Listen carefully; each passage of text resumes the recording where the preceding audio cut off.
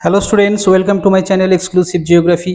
একাদশ শ্রেণীর first semester পরীক্ষার প্রস্তুতির জন্য আমরা রায়ান মার্টিনের প্রশ্নবিচিত্রা থেকে জিওগ্রাফি সাবজেক্টের ওপরে যে সমস্ত মডেল সেটগুলো প্র্যাকটিস করছি, আজ তোমাদের জন্য নিয়ে এসেছি মডেল কোশ্চেন পেপার 12-এর সম্পূর্ণ সমাধান। তাহলে চলো আমরা দেখে নিই মডেল কোশ্চেন পেপার 12-এর কী কী প্রশ্ন রয়েছে। মডেল কোশ্চেন পেপার 12, বাঁকুড়া জেলা স্কুল। সঠিক উত্তরটি নির্বাচন করো। প্রশ্ন 1, ভূগোলের যে শাখায় মানচিত্র তৈরির কলাকৌশল নিয়ে আলোচনা করা হয় তা হলো option A demography, B cartography, C oceanography, D calligraphy. ভূগোলের যে শাখায় মানচিত্র তৈরির কলাকৌশল নিয়ে আলোচনা করা হয় তা হলো অপশান বি কার্টোগ্রাফি। প্রশ্ন 2, বিবৃতি। জিন্স ও জেফ্রিসের তত্ত্ব অনুযায়ী সূর্যের গ্যাসীয় মণ্ডলে সমুদ্র জলের জোয়ারের ন্যায় এক প্রবল জোয়ারের সৃষ্টি হয়, কারণ সূর্যের থেকে বহুগুণ বড় নক্ষত্রের সূর্যের নিকটে আগমন ঘটে এবং তাদের মধ্যে পারস্পরিক আকর্ষণ বলের সৃষ্টি হয়। বিবৃতি ও কারণ বিবেচনা করে সঠিক উত্তরটি নির্বাচন করো। এখানে যে দুটো বক্তব্য তুলে ধরা হয়েছে, এদেরকে যদি আমরা সঠিকভাবে বিচার বিশ্লেষণ করি তাহলে দেখা যাবে যে অপশান এ হবে সঠিক অ্যান্সার। এখানে বিবৃতি এবং কারণ এই দুটি সঠিক কথা এবং কারণ বিবৃতিকে ব্যাখ্যা করছে, তাই সঠিক অ্যান্সার হবে এ। এ ও আর দুটি সঠিক এবং আর এ এর সঠিক ব্যাখ্যা। প্রশ্ন 3, মহাদেশীয় ও মহাসাগরীয় ভূত্বক যে বিযুক্তি রেখা দ্বারা বিচ্ছিন্ন আছে তা হল এ কনরাড বিযুক্তি রেখা, বি মোহ বিযুক্তি রেখা, সি লেম্যান বিযুক্তি রেখা, ডি গুটেনবার্গ বিযুক্তি রেখা।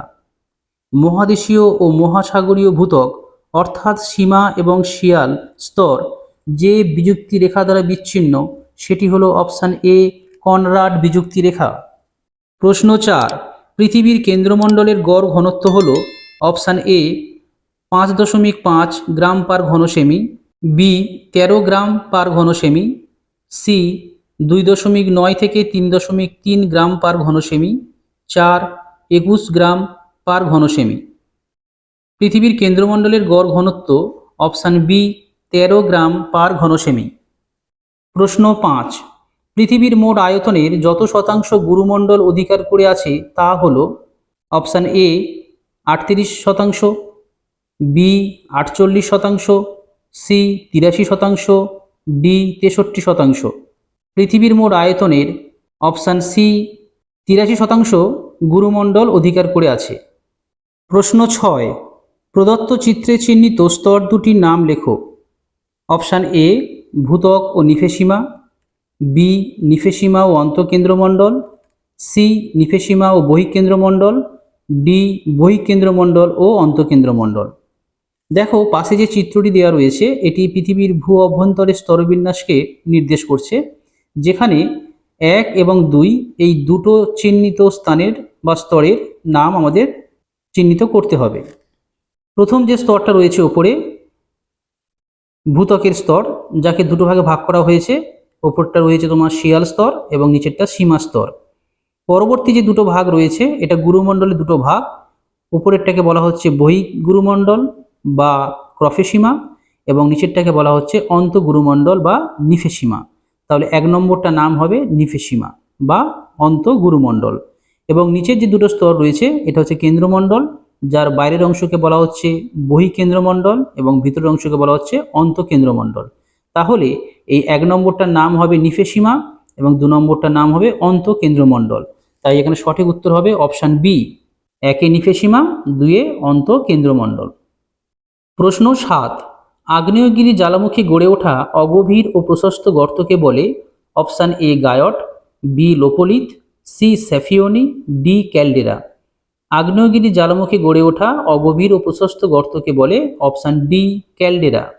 প্রশ্ন 8, যে ভূ আলোড়ন ভূপৃষ্ঠের স্পর্শক বরাবর কার্যকরী থাকে তা হল অপশান এ গিরিজনী, বি মহীভাবক, সি ইউস্ট্যাটিক, ডি কোনোটিই নয়।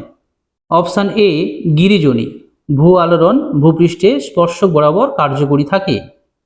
পরবর্তী প্রশ্ন 9, ভূমিকম্পের যে তরঙ্গ তরলের মধ্য দিয়ে প্রবাহিত হতে পারে না তা হল অপশান এ পি তরঙ্গ, বি এস তরঙ্গ, সি লাভ তরঙ্গ, ডি র্যালে তরঙ্গ। ভূমিকম্পের অপশান বি, এস তরঙ্গ তরলের মধ্য দিয়ে প্রবাহিত হতে পারে না। প্রশ্ন 10, ডার্ট এবং বিপিআর ব্যবস্থা যে বিষয়ের সঙ্গে যুক্ত সেটি হলো এ ধস, বি অগ্ন্যুৎপাত, সি সুনামি, ডি কোনোটি নয়। ডার্ট এবং বিপিআর ব্যবস্থা অপশান সি সুনামির সঙ্গে যুক্ত। প্রশ্ন 11, সর্বাধিক প্রভাব বিস্তারকারী বহির্জাত শক্তিটি হল এ নদী, বি বায়ু, সি হিমবাহ, ডি সমুদ্র তরঙ্গ। সর্বাধিক প্রভাব বিস্তারকারী বহির্জাত শক্তিটি হল অপশান এ নদী। প্রশ্ন 12, বিষমমণ্ডলের নিম্নতম স্তরটি হল অপশান এ আণবিক নাইট্রোজেন স্তর, বি পারমাণবিক অক্সিজেন স্তর, সি হিলিয়াম স্তর, ডি হাইড্রোজেন স্তর। বিষমমণ্ডলের সবচেয়ে নিচের স্তরটি হল অপশান এ আণবিক নাইট্রোজেন স্তর। প্রশ্ন 13, বায়ুমণ্ডলে যে স্তরে নৈশদ্যুতি মেঘ দেখা যায় সেই স্তরটি হল option A troposphere, B stratosphere, C mesosphere, D thermosphere. বায়ুমণ্ডলের অপশান সি মেসোস্ফিয়ার স্তরে নৈশদ্যুতি মেঘ দেখা যায়। প্রশ্ন 14, বায়ুমণ্ডলের একটি অস্থায়ী উপাদান হল A nitrogen, B argon, C helium, D ধূলিকণা। বায়ুমণ্ডলের একটি অস্থায়ী উপাদান হল অপশান ডি ধূলিকণা। প্রশ্ন 15, ওজোন গ্যাস ধ্বংস সম্পর্কে কোন তথ্যটি সঠিক? অপশান এ সূর্যের অতিবেগুনি রশ্মির সংস্পর্শে এসে ভেঙে গিয়ে সিএফসি ক্লোরিনে পরিণত হয় এবং ক্লোরিনের পরমাণু ওজোনের সঙ্গে বিক্রিয়া করে ওজোন গ্যাস ধ্বংস করে। অপশান বি স্ট্র্যাটোস্ফিয়ারে প্রতিনিয়ত ওজোন গ্যাসের অণুগুলি নিজেদের মধ্যে সংঘর্ষে ভেঙে যায়। সি ওজোন গ্যাসের অণুগুলি হালকা হওয়ায় স্ট্র্যাটোস্ফিয়ারে ওজোন গঠনের আগেই ভেঙে যায়। ডি সবকটি ঠিক। তাহলে ওজোন গ্যাস ধ্বংস সম্পর্কে নিম্নলিখিত যে 4টি অপশান রয়েছে এর মধ্যে সঠিক তথ্যটি হলো অপশান এ সূর্যের অতিবেগুনি রশ্মির সংস্পর্শে এসে ভেঙে গিয়ে সিএফসি ক্লোরিনে পরিণত হয় এবং ক্লোরিনের পরমাণু ওজোনের সঙ্গে বিক্রিয়া করে ওজোন গ্যাসকে ধ্বংস করে।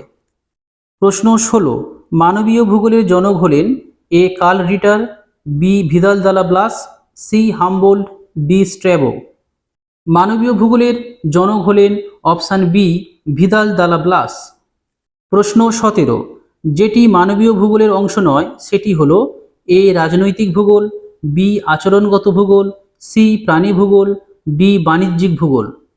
নিম্নলিখিত 4টি অপশানের মধ্যে অপশান সি প্রাণী ভূগোল হলো মানবীয় ভূগোলের অংশ নয়। প্রশ্ন 18, শিক্ষকের শিক্ষাদান যে স্তরের ক্রিয়াকলাপের অংশ সেটি হলো এ প্রাথমিক, বি গৌণ, সি প্রগৌণ, ডি অতিনব্য। শিক্ষকের শিক্ষাদান অপশান সি প্রগৌণ স্তরের ক্রিয়াকলাপের অংশ। প্রগৌণ স্তর অর্থাৎ তৃতীয় স্তরের অর্থনৈতিক ক্রিয়াকলাপকে বোঝাচ্ছে।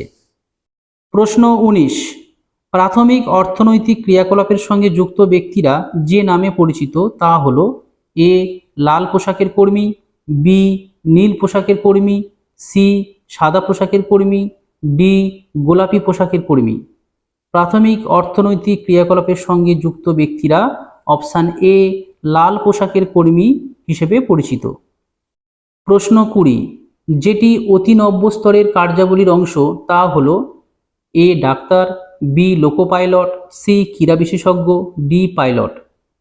অতি নব্য স্তর অর্থাৎ পঞ্চম স্তরের অর্থনৈতিক ক্রিয়াকলাপ বা কুইনারি স্তরের অর্থনৈতিক ক্রিয়াকলাপের সঙ্গে যুক্ত। এখানে সঠিক অ্যান্সার হবে অপশান সি ক্রীড়া বিশেষজ্ঞ। প্রশ্ন 21, প্রাচীন স্থানান্তর কৃষি শ্রীলঙ্কায় যে নামে পরিচিত তা হলো এ কনুকো, বি চেনা, সি ঝুম, ডি পডু। শ্রীলঙ্কায় স্থানান্তর কৃষি অপশান বি চেনা নামে পরিচিত। প্রশ্ন 22, মধ্য এশিয়ার তিয়েনশান পর্বতের উত্তরে অবস্থিত পশুপালক গোষ্ঠী হল এ রোয়ালা বেদুইন, বি কিরগিজ, সি স্যাময়েত, ডি মাসাই। মধ্য এশিয়ার তিয়েনশান পর্বতের উত্তরে অবস্থিত পশুপালক গোষ্ঠী হল অপশান বি কিরগিজ। প্রশ্ন 23, পৃথিবীর কফি পাত্র নামে পরিচিত A Indonesia, B Ethiopia, C Brazil, D Ghana. পৃথিবীর কফি পাত্র বলা হয় অপশান সি ব্রাজিলকে।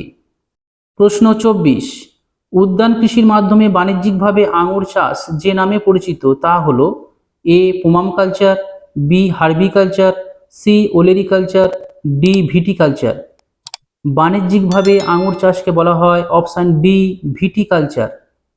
প্রশ্ন 25, রেটুন প্রথা যে ফসল চাষের সঙ্গে যুক্ত তা হলো এ ধান, বি গম, সি তুলা, ডি ইক্ষু। রেটুন প্রথা অপশান ডি ইক্ষুর সঙ্গে যুক্ত। প্রশ্ন 26, তুলা উৎপাদনে বিশ্বে আমেরিকা যুক্তরাষ্ট্রের স্থান এ প্রথম, বি দ্বিতীয়, সি তৃতীয়, ডি চতুর্থ। তুলা উৎপাদনে বিশ্বে আমেরিকা যুক্তরাষ্ট্রের স্থান অপশান সি তৃতীয়। প্রশ্ন 27, নিচের স্তম্ভ দুটি মিলিয়ে সঠিক উত্তরটি নির্বাচন করো। খনিজ উত্তোলন পদ্ধতি, সংগৃহীত খনিজ। খনিজ উত্তোলন পদ্ধতির মধ্যে রয়েছে ওপেন কাস্ট মাইনিং, ঢালু সুড়ঙ্গ খনন, উলম্ব সুড়ঙ্গ খনন, নলকূপ খনন। এবং সংগৃহীত খনিজের মধ্যে রয়েছে পেট্রোলিয়াম, সোনা, কয়লা, আকরিক লোহা। তাহলে প্রথমটা দেখো ওপেন কাস্ট মাইনিং। এই পদ্ধতির সাহায্যে আকরিক লোহাকে উত্তোলন করা হয়, অর্থাৎ একের ডি। ঢালু সুড়ঙ্গ খনন, এর সাহায্যে কয়লাকে উত্তোলন করা হয়, অর্থাৎ দুইয়ের সি। উলম্ব সুড়ঙ্গ খনন, এর সাহায্যে সোনাকে উত্তোলন করা হয়, অর্থাৎ তিনের বি। এবং সর্বশেষ নলকূপ খনন, এখান থেকে পেট্রোলিয়াম খনিজ উত্তোলন করা হয়, অর্থাৎ চারের এ। তাহলে এখানে সঠিক উত্তরটি হবে অপশান বি। প্রশ্ন 28, প্রতিবেশী দেশগুলির সঙ্গে ভারতের স্থলসীমার দৈর্ঘ্য অনুযায়ী অধক্রমে সাজিয়ে সঠিক বিকল্পটি চিহ্নিত করো। 1 নেপাল, 2 পাকিস্তান, 3 চীন, 4 বাংলাদেশ। তাহলে নিচের এই যে 4টি প্রতিবেশী দেশ রয়েছে ভারতের, তাদের সঙ্গে ভারতের স্থলসীমার যদি দৈর্ঘ্য অনুযায়ী আমরা অধক্রমে অর্থাৎ সর্বাধিক থেকে সর্বনিম্নে সাজাই, তাহলে প্রথম প্রতিবেশী দেশ হবে বাংলাদেশ, যার সঙ্গে ভারতের স্থলসীমার দৈর্ঘ্য সবচেয়ে বেশি। তারপরে হবে চীন, তারপরে পাকিস্তান এবং সর্বশেষে নেপাল। তাহলে এখানে অপশান হবে অপশান ডি, 4 3 2 1। প্রশ্ন 29, প্রদত্ত যেটি হিমালয় পর্বতের শৈলশিরা নয় তা হলো এ Pir Panjal, B ধওলাধর, C Anaimalai, D Nag Tibba. Himalaya পর্বতের শৈলশিরা নয়, অপশান সি আনাইমালাই। পরবর্তী প্রশ্ন 30, শিবালিক ও হিমাচল হিমালয়ের মাঝে গড়ে ওঠা উপত্যকা হলো এ কারেওয়া, বি কাশ্মীর উপত্যকা, সি দুন, ডি তাল। শিবালিক ও হিমাচল হিমালয়ের মাঝে গড়ে ওঠা উপত্যকাকে বলা হয় অপশান সি দুন উপত্যকা। প্রশ্ন 31, উপদ্বীপীয় ভারতের সর্বোচ্চ শৃঙ্গ হলো A Anaimudi, B Doddabetta, C Jindhagada, D ভাবুলমালা। উপদ্বীপীয় ভারতের সর্বোচ্চ শৃঙ্গ হলো অপশান এ আনাইমুদি। প্রশ্ন 32, ভারতের যে উপকূলে কয়াল দেখা যায় সেই উপকূলটি হলো A Coromandel, B Konkan, C Malabar, D Uttar Sarkar. ভারতের অপশান সি মালাবার উপকূলে কয়াল দেখা যায়। প্রশ্ন 33, দক্ষিণ ভারতে প্রবাহিত এই নদী তার মোহনায় পাখির পায়ের মতো বদ্বীপ সৃষ্টি করেছে। মহাবালেশ্বর শৃঙ্গ থেকে সৃষ্ট এই নদীর প্রধান উপনদী হল ঘাটপ্রভা, মালপ্রভা, তুঙ্গভদ্রা। এটি দক্ষিণ ভারতের দ্বিতীয় দীর্ঘতম নদী। নদীটি হল A Ganga, B Kaveri, C Godavari, D Krishna. এখানে সঠিক অ্যান্সার হবে ডি কৃষ্ণা। প্রশ্ন 34, যে নদীর ওপর চিত্রকূট জলপ্রপাত সৃষ্টি হয়েছে তা হলো A Narmada, B Mahanadi, C Indravati, D Kaveri. Chitrakoot জলপ্রপাত সৃষ্টি হয়েছে অপশান সি ইন্দ্রাবতী নদীর ওপর। সর্বশেষ প্রশ্ন 35, ভাগীরথীর উপনদীগুলি হল option A Jalangi, Mathabhanga, Churni, B Ajay, Damodar, Rupnarayan, Mayurakshi, C A ও বি উভয়ই, অপশান ডি কোনোটিই নয়। ভাগীরথীর উপনদীগুলি হল অপশান বি অজয়, দামোদর, রূপনারায়ণ, ময়ূরাক্ষী। তাহলে আজ আমরা মডেল কোশ্চেন পেপার 12 নিয়ে তোমাদের সাথে বিস্তৃতভাবে আলোচনা করলাম।